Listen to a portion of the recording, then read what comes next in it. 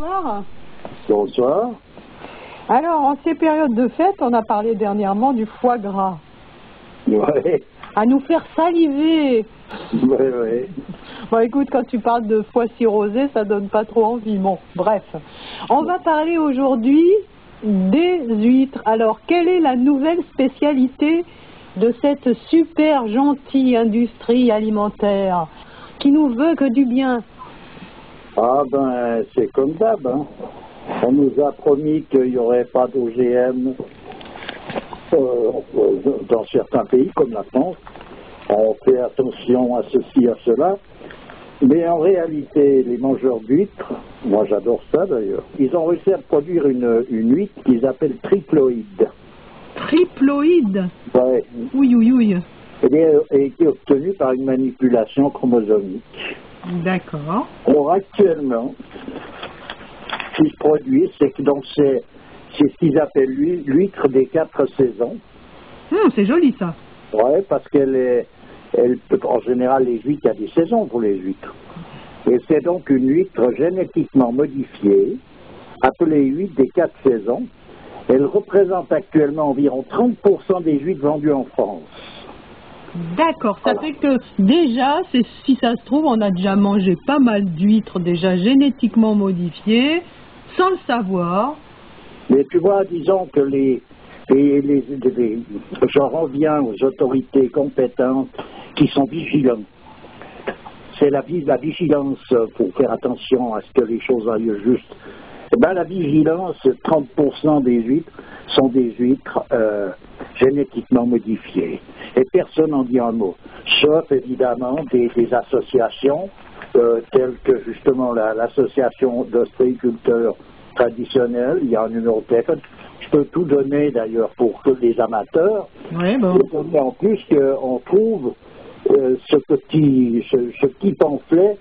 Je l'ai trouvé dans un petit journal qu'on trouve chez les bio ou auquel on peut d'ailleurs souscrire et s'abonner, qui est pas dénué d'intérêt. Il y en a, à mon avis, c'est-à-dire c'est un journal qui s'appelle Biocontact. Biocontact, oui, bon, c'est connu maintenant. Actuellement, c'est connu, oui, mais enfin bon, certainement pas partout parce qu'on le voit que chez les bio en principe, ou des gens qui sont eux inscrits, abonnés, voilà. Alors chaque mois, il sort quelque chose qui est intéressant. Il y a à boire et à manger, mais il y a des bonnes choses là-dedans, voilà. Alors voilà dans quoi il y a surtout à boire et à ne pas manger. Oui, il y a surtout, voilà, à ni boire ni manger. À ni boire ni manger d'ailleurs, oui. Voilà. Alors c'est pour les gens intéressés à savoir ce qu'ils ont dans leur assiette et qu'on sort, et c'est intéressant ça. À présent, il y a cette association d'ostréiculteurs traditionnels. Je peux donner le téléphone. Oui, ben vas-y. Hein. Le 06 11 75 73 28. Ouais. 06 11 75 73 28. Pour ceux qui seraient intéressés d'en savoir plus. Voilà. À présent, il y a un site. Donc www.ostréiculteurstraditionnel.fr. Donc ostréiculteur d'un seul mot. Et en voilà. minuscule, j'imagine. En minuscule, ouais. .fr. Voilà.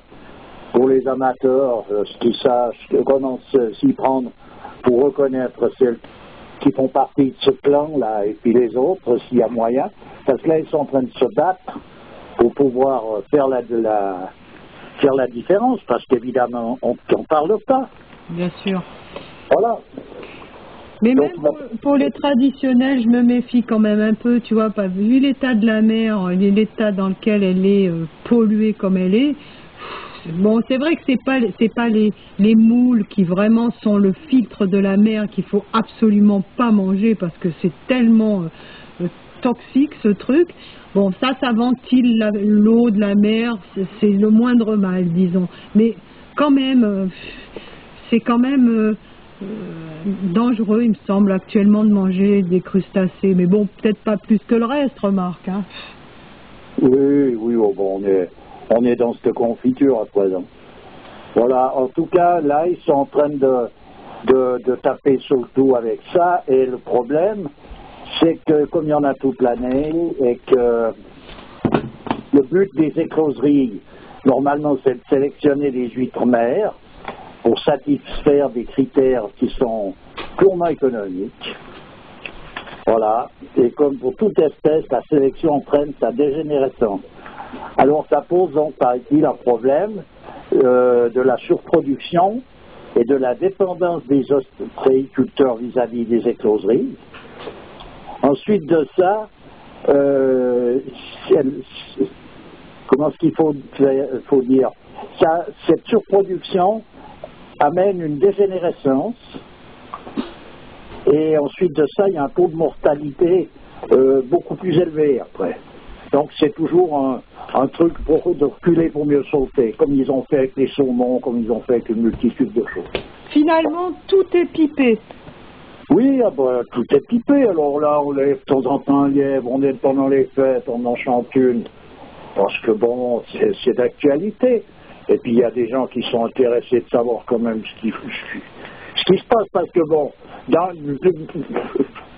encore le fait d'en manger ou de pas manger, c'est une autre affaire. Mais de savoir que finalement, quoi qu'on fasse, quoi qu'on prenne, où qu'on aille, on est en train de se faire arnaquer, c'est quand même quelque chose. On mange toxique, on respire toxique. Enfin, où il faut aller se cacher pour avoir un petit brin d'air non pollué. Bon, il y a encore des endroits. Il y a encore des endroits, par exemple le centre de la France, où il y a encore. Il n'y a pas moyen, mais non, il n'y a pas moyen, il n'y a plus moyen. Aussi, quand même, au fin fond de la Creuse, tu respires un meilleur air que dans Paris, quand même. Bon. Il faut aller l'analyser pour voir, j'en sais rien, moi. Ouais, ça m'étonnerait. Ah ouais, tu crois? Ça m'étonnerait. Ouais, quand même. Ça m'étonnerait, ils ont retrouvé des puits acides gigantesques dans des endroits où il n'y a aucune usine, il n'y a rien du tout. Oh ben remarque, quand tu vois, par exemple, dans le pôle. Le pôle Nord, là-bas, c'est l'endroit le plus pollué alors qu'il n'y a pas d'usine. Ben voilà, donc c'est ce que je te dis, tu vois, tu peux tout courir où tu veux, là, on est dans cette histoire. Et le drame, pour moi, où je vois la chose irréversible, c'est qu'on a laissé à présent les mêmes personnages, comme je l'ai déjà dit, qui ont fait cette pollution, on leur a donné le rôle de renverser la vapeur. C'est tellement ridicule que ça n'a pas... Oui, bon, on a bien compris qui mange à tous les râteliers. Hein. Enfin bref, disons pour en venir à tout ça, voilà. Ils parlent des huîtres, là, ils appellent ça une bombe à retardement. Pourquoi? Parce qu'on en parle seulement à présent. Alors qu'il y a un moment déjà que les amateurs d'huîtres sont en train de s'empiffrer du génétiquement modifié. Et en faisant confiance au gouvernement qui interdisent formellement le génétiquement modifié. C'est en ce moment qu'on s'aperçoit de tout le côté néfaste de toute cette histoire. Oui, mais il n'y a pas encore assez de recul pour voir quelles sont les conséquences de tout, peut-être pas de tout, mais de bien des choses. Ouais. Et pour en parler, pour en venir à ces trucs pipés, on nous parle toujours donc du célèbre Roundup qui est le désherbant. Là. Ah bah oui, alors là. Alors ils en ont sorti plusieurs variétés. C'est ce produit qui a rendu les abeilles folles, qui n'arrivent plus à retrouver leur... Je sais pas, en tout cas il y en a plusieurs. Ouais. Il y en a plusieurs ces produits qui sont... C'est un truc de Bayer, c'est eux qui fabriquent ça. Ah non, Roundup c'est Monsanto. Ah oui. Bayer c'était un autre produit encore. Ah oui, d'accord.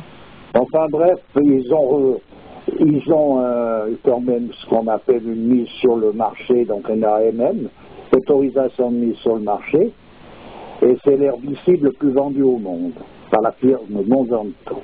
Ouais, tout ça, ça va dans les nappes phréatiques. Dans le dossier de demande d'AMM, par exemple, ils ont omis d'annoncer la présence d'un produit. Et ils ont quand même donc reçu cet AMM, c'est bon, mais dans la réalité, il y a un produit qui, lui, endommage les membranes cellulaires. Ça modifie la perméabilité, ça amplifie la toxicité déjà produite par le glyphosate. Ben, génial. Eh bien, ils oublient de le marquer, et puis comme les personnages qui s'occupent de délivrer cet AMM s'occupent de ce qui est marqué sur les feuilles, et ben voilà. Ça fait partie de la magouille générale. En tout cas, si leur but était de faire mourir les gens, ils y arrivent bien, parce que je veux dire, Oui, les recrudescences de cancer et de maladies de toutes sortes. En tout cas, j'espère pour eux que ça soit ça leur but, parce que si leur but c'est de les maintenir en santé, ils sont vraiment incompétents, disons. Voilà. Ben voilà, c'était juste la petite histoire en passant pour... voilà. Donc pas de foie gras et pas d'huître. Bon, c'est ni pas de ci, ni pas de là. C'est voilà ce qu'il y a au menu. Après, on en mange pas, on fait ci, on fait là. Et est-ce que enfin, il y a quand même certaines huîtres qui ont pignon sur rue, si on peut dire, comme les autres. Certainement, oui. Après, il faut commencer à connaître des ostréiculteurs. Il faut commencer. Je pense que pour les personnages qui voudraient prolonger le discours un peu plus loin, dans le sens de pouvoir continuer de survivre avec une nourriture approximativement normale, il faut commencer à faire des réseaux qui sont constitués de consommateurs et de producteurs, et pouvoir avoir une traçabilité continue sur les produits fournis, etc. Mais c'est des réseaux privés qui ne sont pas des grands réseaux, parce qu'après c'est fini, on n'a plus l'œil. Oui, mais après ça va prendre une ampleur, ça va être récupéré comme d'hab par tout. Voilà, en attendant, voilà, parce que de faire confiance, de toute façon, on ne peut pas, en aucun cas, faire confiance aux personnages qui sont censés surveiller tout ça, faire attention à tout ça, délivrer des AMM quand les produits sont justes, interdire les OGM, etc. On ne peut pas leur faire confiance, pour des raisons diverses. En admettant qu'ils soient de bonne foi, ils n'ont pas les moyens de pouvoir surveiller le va-et-vient de tous ces produits. Et je dis bien en admettant que ce soit de bonne foi. Ouais. Alors s'ils ne le sont pas, ça va encore mieux, disons, pour la mise en place de toutes ces saletés. Mais voilà où on en est réduit, donc il faut faire attention. Personnellement, c'est des choses, individuellement, chacun se prend une position. Tu vois, dans bien des endroits, les gens s'occupent de récupérer leur viande par des biais ou des autres. C'est interdit de partout. Les gens ne peuvent plus abattre un animal. Moi, je ne suis pas pour ce genre de plan, mais j'entends celui qui mange de la viande, à un moment donné, il met à mort cet animal avec un rituel correspondant. Bref, des choses se font. À présent, c'est interdit. Il faut passer donc par un truc agréé, un abattoir agréé, etc. Bon, alors qu'est-ce qui se produit? Certainement, je ne sais pas. Mais ceux qui veulent continuer d'avoir quelque chose de bon, ils font des réseaux. Ouais. Et voilà, je ne vois pas comment on peut faire autrement. Ouais.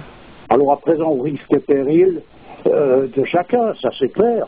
Mais comment on fait? C'est ça ou on mange leur saleté. Ouais. La saleté offerte qui, elle, est officiellement admise. Ouais. Voilà. Alors je ne sais pas. Comment on fait savoir.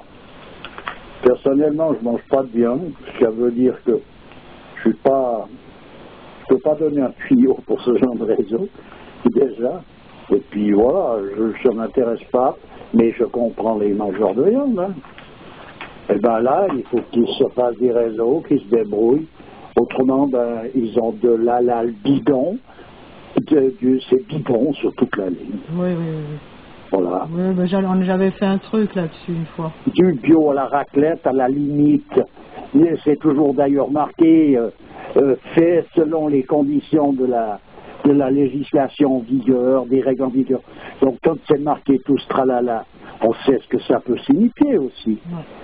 Ce qui veut dire qu'il n'y a pas moyen d'avoir un produit qui est tout simplement sans adjuvant quelconque. Il faut toujours qu'il y ait un truc qui conserve, qui machin, qui blanchisse, qui donne du goût. Il n'y a pas moyen d'avoir un produit naturel. Et le problème, c'est que les gens aussi, si ils ont fait des tests, hein, si tu leur donnes un truc qui n'a pas une couleur rose pétante, je sais pas moi, pour un produit où il y ait il faut qu'il y ait des fruits sans un seul petit défaut. Donc les gens sont habitués à ça, ils veulent ça, donc effectivement. Oui, mais attends, c'est bon, c'est quand même pas. À un moment donné, c'est pas eux qui commandent tout ça. Ils ont été habitués à ça, on leur a fait de briller ce genre de truc. À présent, ben, c'est clair, c'est comme, je vais te dire, c'est un conditionnement qui a été fait. Ah ben oui. Mais j'entends après qu'il y a un changement de décor, on n'en trouve plus de celui-là, on trouve de l'autre, ben, on mangera de l'autre. Oui, bien sûr. De toute façon, ça va pas aller bien loin, hein. Tu vois, cette histoire. Oui, mais à choisir, les gens iront plutôt vers ils font ce qu'ils peuvent. cet aspect de perfection du produit. Là, il faut qu'il soit comme ça et pas autrement. Alors, mais là, c'est l'histoire. Dès qu'il y a une limace dans la salade, ils crient oh là là, oh mon Dieu, alors que c'est bon signe. S'il y a une limace dans une salade, c'est que ta salade, c'est il n'y a pas de produit qui l'a tué. Donc, tu vois. Tout à fait, mais toujours est-il que c'est pas eux les responsables du fait qu'il n'y ait pas de limace dans la salade, parce qu'il y a des produits tels que du Roundup ou des saletés, des produits chimiques dedans. C'est pas eux qui sont ni les fabricants, ni les fomenteurs, ni rien de tout ça. Donc ça veut dire qu'ils rouspètent parce qu'ils ont des habitudes, mais après les habitudes changent et puis ils rouspèteront pour une autre raison. Ça fait partie du mouvement du tumulte humain. Ouais. C'est pas là que se trouvent les raisons et ni les responsables. On ne va pas chercher parmi les Pékins les responsables. C'est comme la pollution. On va nous chanter que le Pékin est responsable parce qu'il balance ses bouteilles en plastique dans la garrigue, mais je ne dis pas qu'il faut le faire, c'est pas comme ça qu'il faut vivre, mais par contre, le fabricant de bouteilles en plastique, lui, il sait ce qu'il fait, celui qui agrémente ces choses-là, c'est eux qui poussent dans cette direction-là. Ouais. Pas compliqué. C'est pas quelqu'un d'autre. Alors voilà, disons que là, en l'occurrence, moi, ce que je sais, c'est que pour manger quelque chose d'à peu près correct, pour simplement pouvoir être en accord avec la nature des choses, hein, sans aller plus loin, et puis connaître les goûts qui sont les vrais goûts des différents produits, il faut faire des réseaux. Il y a des gens qui aiment bien cultiver des jardins, d'autres qui n'ont pas le temps ou qui n'ont pas la passion de tout ça. Il faut faire un peu d'échange. Les bio, ça devient un peu... Il y en a qui tiennent encore debout à vouloir être puristes. Mais il n'y en a plus beaucoup, en tout cas. Ils succombent vite, et puis d'ailleurs, avec la pression qu'ils ont, avec toutes les charges qu'ils ont et tout ça, ils succombent vite à la tentation de ne pas se poser trop de problèmes d'éthique. Hein. Ben, c'est clair, parce que ils ont des problèmes après de marché, dans le sens que un sirop... Pour un sirop que les enfants aiment, suivant lesquels boivent du sirop, tu le trouves en bio à 2,30 ou 2,40 le demi-litre, puis tu le trouves le même demi-litre dans une autre fabrication qui est plus correcte, mais il est à 5,60 ou 5,30. Okay. Donc, à un moment donné, au point où on en est avec le fric, et ce avec quoi les gens doivent vivre, le choix est aussi vite réglé. On va vite se retrouver même plus avoir à faire de choix, on va tous se retrouver à aller faire nos courses à Lidl sans se poser de questions. Oui, puis encore, et encore. Et encore. Il n'y en aura pas pour tout le monde. Ok. Espérons que le 3e cavalier de l'Apocalypse ne vienne pas trop vite. Parfois, il viendra quand il doit venir et puis on n'y changera rien. Ouais. Ok, ben écoute, je te remercie. Bon, c'est de rien, tu vois, c'était un petit coup de gueule en passant. À bientôt. À bientôt. Oh, c'était un tout petit coup de gueule. Hein. Oui. Allez, ciao. Au revoir.